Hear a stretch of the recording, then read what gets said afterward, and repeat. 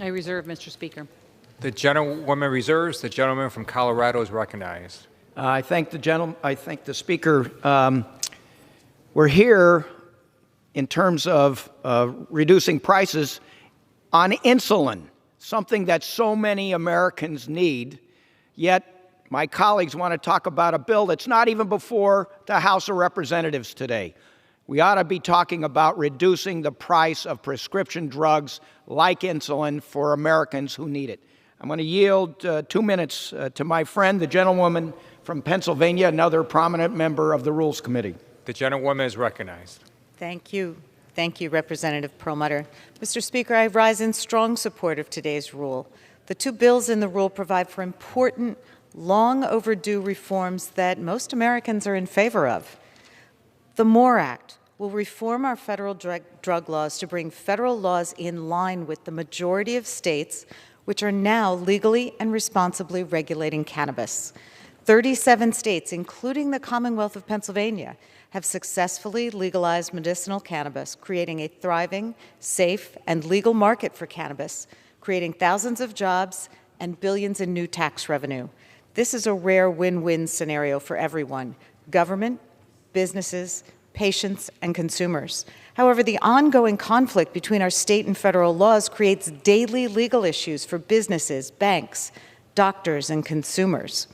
The MORE Act will address these problems by removing cannabis from the Controlled Substances Act. This will allow veterans to use medicinal cannabis without losing their VA benefits. It will allow legal businesses to access financial services. It will allow scientists and government agencies to research cannabis. And it will not prevent states from regulating or even criminalizing misuse of cannabis. More importantly, the MORE Act includes a comprehensive package of criminal justice reforms to give a second chance to those whose lives have been upended by the excesses of the war on drugs. Mr. Speaker, today's rule also includes the Affordable Insulin Now Act, which will cap insulin costs at $35. This is a much-needed reform that will provide financial relief to the millions of Americans who rely on insulin to manage their diabetes. While I'm glad that we're able to find compromise on capping insulin costs, Americans are demanding that we pass comprehensive legislation to lower prescription drug costs for all Americans, and we continue to invite our Republican colleagues to help us to do that. Prescription drug prices are way too high. Insulin is 10 times more expensive in the U.S. than in other countries. Across the board, Americans pay more for their drugs than people in other countries pay for the exact same drugs. There's no justification for this difference.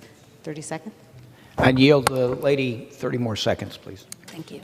There's no justification for this difference. The prescription drug market is broken, and insulin is just one example of how bad the problem is.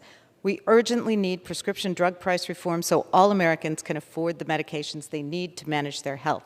I urge all my colleagues to vote for today's rule and the underlying bills when they're considered on the floor. Thank you.